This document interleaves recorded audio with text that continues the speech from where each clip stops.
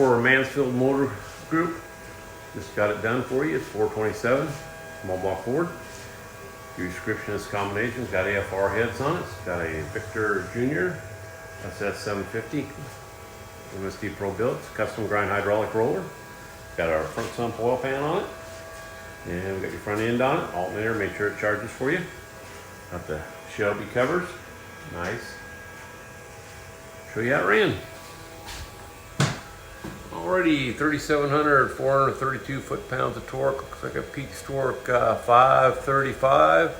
Peak horsepower 564. We're at 575. Front end's about 15. So everything's good. We'll get her off there in a crate. Come your way. Have a great day.